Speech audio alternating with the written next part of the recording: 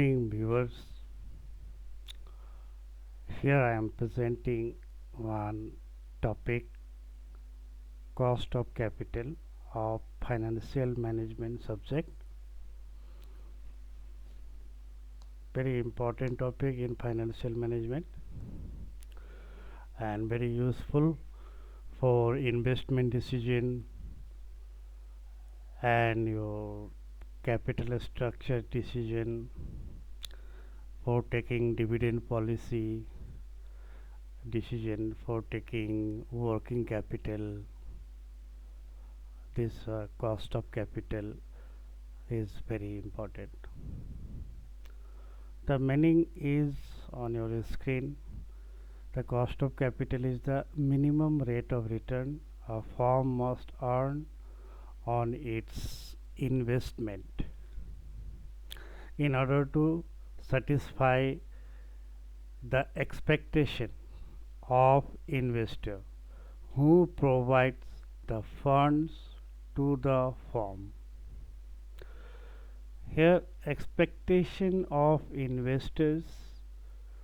So there are different type of investor: debenture holder investors, equity shareholder investors, preference shareholders investors, and retained earning, though it is implicit cost, but it is also taken into account. So there are number of investors. So these are the sources of capital which a company, a firm using their funds and various suppliers of funds to the firm. So it is given that it is the rate of return the firm has to pay the various supplier of funds to the firm. The various suppliers of the funds are, just I told you, that investors, and they are debenture holders, equity shareholders, preference shareholders. They are investors. Financial institution also provide the loans, and they are also expecting the rate. But these sources, equity shares, preference shares, debentures, these sources carries different capital risks, which is compensated for by different level of return on the investment. So as you know that the major sources of finance are here. The major source of finance are debt, preference shares, equity share, and retained earnings, that is profit retained by the firm. Hence the cost of a specific source would be the cost of debt, cost of preference shares, cost of equity. But there exist some approximate shortcut methods to calculate the various sources of finance. And the cost of capital which we have to calculate, the cost of each source, like cost of debt, cost of preference shares, cost of equity shares, and retained earning cost is also calculated. So that is the cost of capital. So these capitals are not free of cost. Firm has to pay them return. So now what is the rate of return they are giving to preference shares, to equity shareholders, and to debenture holders? So that is the debt, and this is the cost of capital that we have to calculate using certain shortcut methods. Each source we calculate here. So first of all we will take cost of debt, that is debenture, say, or bonds or any loan. So generally here debentures. Debt may be raised, so debentures may be issued at par or at premium or at a discount. The cost of debt is the rate of return expected by the lenders. Generally, this is the interest rate as specified at the time of debt issues, and the debt may be redeemable, that is the redemption, repayable, or we have perpetual or irredeemable. So then the debts are classified. One is redeemable, another is perpetual. In the two situations, we have to calculate the cost of debt. So if it is a perpetual, so then what formula we use for calculating cost of debt? If it is redeemable, then what formula we use? So we will learn one by one this cost of debts. Now here formula is taken. The formula for calculating the cost of perpetual or irredeemable debt is as follows, and this is also calculated under two: if it is before tax, if it is after tax. So if it is before tax, then what is the formula we use?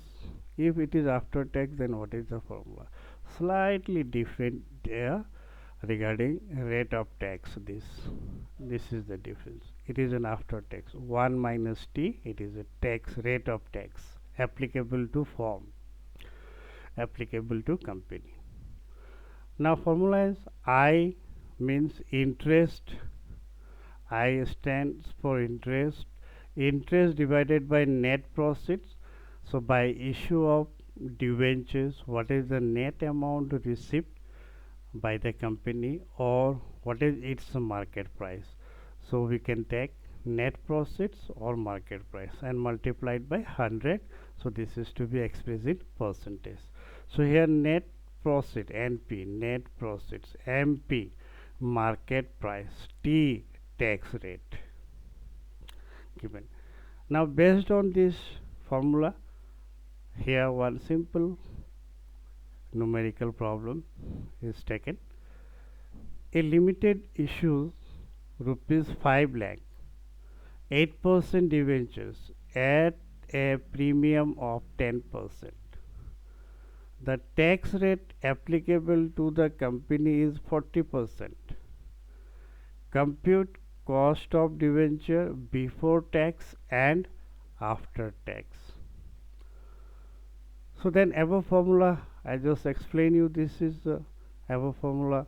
KD, this is the cost of debt. KD indicate cost of debt. Now here above formula, before tax formula is here.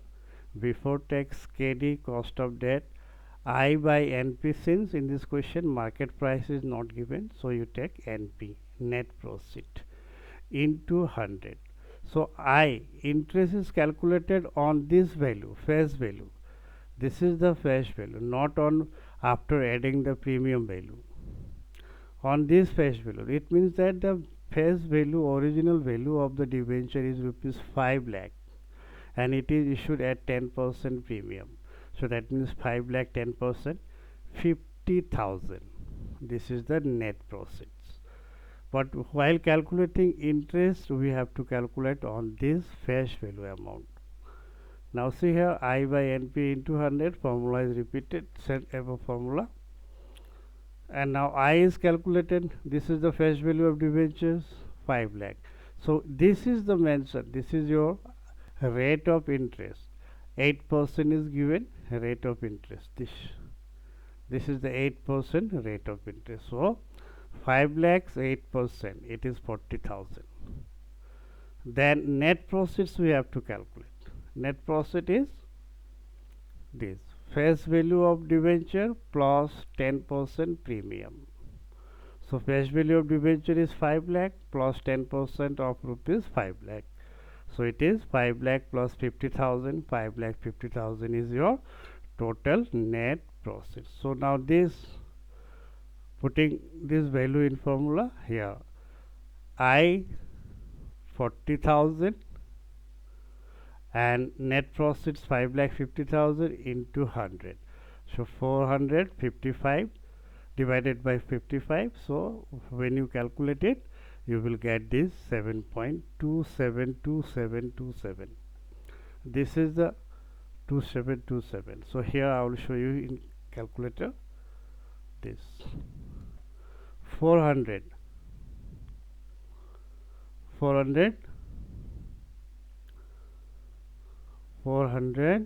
divided by 55. So we are getting 7.27. So 7.27 is here the cost of debenture before tax. Now same problem, if we calculate the cost of debenture after tax, formula is same, only we have to add rate of tax.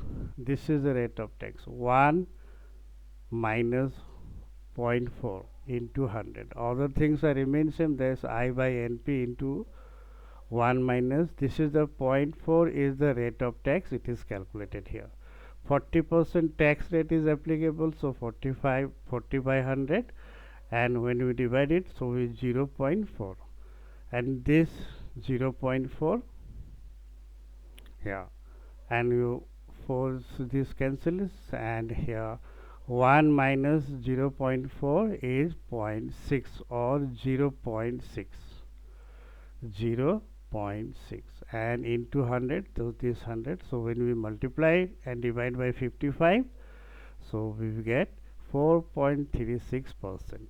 So that is here 4 into 0.6 into 100 divided by 55.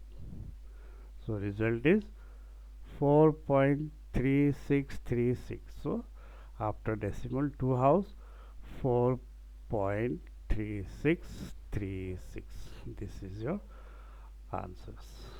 Okay, so this, and this same, this you can calculate directly here on this. If you want, you can calculate on this. This is the before tax. This tax cost of debenture is before tax. So 7.27. If you multiply it by this, 1 minus 1 minus 0.4, then you will get 7.27 into 1 minus 0.4 means 0.6. You can calculate into this manner also, directly you will get, you see here, 7.27 into 0.6, so then even you are getting 4.36, 4.362, so 4.36%. So we can calculate in this way also, and you can calculate this way also. Okay students, so here is a very simple. So now this is a perpetual. When the debentures is perpetual or irredeemable, then we use this type of formula for calculating cost of debentures. In the next recording, in the next class, I will take redeemable debentures. Okay, thank you students.